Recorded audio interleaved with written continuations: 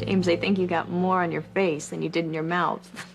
However, you'll see that he managed to get most of your cake down. Was it really okay? Best ever. Am I right, sport? My son never lies. Wow, my first homemade cake. Who knows what I'll make tomorrow?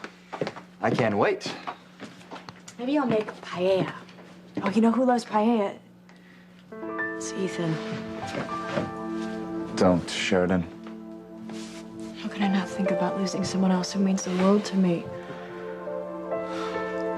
Even if they find Ethan alive, what difference is it gonna make? They were about to remove his respirator right before Teresa kidnapped him. Honestly, Chris, I don't know how much more loss I can bear. I know how difficult this has been on you, Sheridan. First losing your son, then Luis, and now Ethan. Sometimes it's more than I can bear. No, it's not. I know it seems that way, but you're a strong woman, Sheridan. I remember you standing up to an organized crime thug pointing a gun at us. That's different. He was gonna kill you. It was the bravest thing I've ever seen anyone do. You don't give yourself enough credit. Thanks. I should call Gwen and see if there's any news on Ethan. Didn't she say she would call you when they found him? Yes. Then relax. You keep on forgetting you don't have to handle these things on your own anymore. You don't know how much that means to me. And I meant what I said. I won't rush you or push you into anything that you're not ready for. Thank you. I don't know what I'd do without you. And James. And you know, I never really was part of a real family until now. Luis and I never really had the chance with Marty. And you never had a real family growing up? Not even close. The word dysfunctional doesn't even describe home life at the Creighton family. That is, when I was invited home for boarding school, which was very rare. When I was, cook prepared all the meals. I usually ate alone or with Pilar. Never with my father or with Julian, even. Why not? Well, because Julian's older. He was usually out somewhere with his friends. It must have been a very lonely childhood. Yes, it was. Which is exactly the opposite of my experience growing up. I was one of 7 kids. Wow. I would have given a lot to be a little lonely sometimes.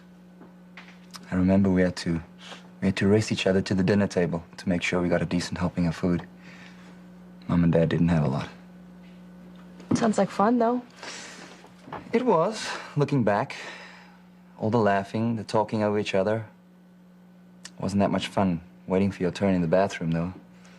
We only had one to share between 9 people. Not a pretty picture in the morning before school.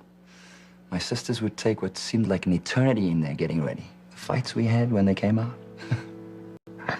Sounds like happy times to me. I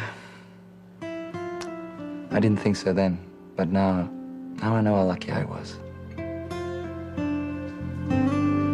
When I was young, I would watch reruns of all the shows. Yeah, I Love Lucy and Bewitched. Those were my favorites. Huh. There were those. But then there were others, and they were all about the families. Oh, the Brady Bunch, Partridge Family, 8 is Enough. They all had tons of children and happy, loving parents.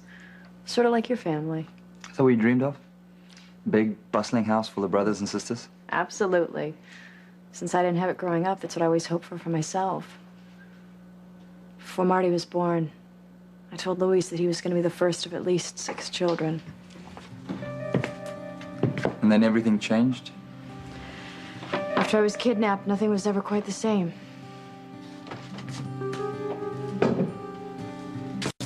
You're still young, Sheridan.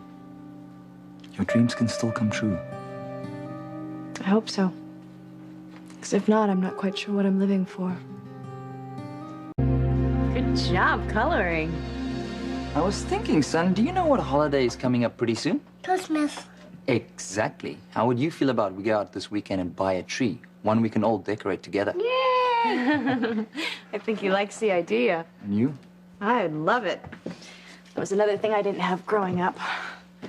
My father always hired a professional to decorate our very artificial tree. You couldn't stand the idea of pine needles in the sacred chambers. Well, then you're in for a treat. We're gonna find the tree with the greenest, smelliest pine needles. In fact, I've got a better idea. We're gonna go out and cut one down ourselves.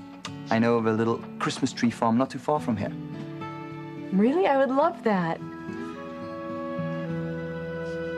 I think it's time for somebody to go to bed. Since it's not Daddy and it's not me, that leaves you, young man. Of course, if you're comfy right here, I'm not complaining. Maybe I better put him to bed. Video. Again? You've seen it about a dozen times. This week. Anyway, the DVD player's in Sheridan's room. We don't want to keep her up, do we? That's okay. You can watch it in there. Are you sure? Yeah. Okay, well, just for a little while. Huh? You coming? No, thanks. I have a little more cleaning up to do. Okay. Come on, mister.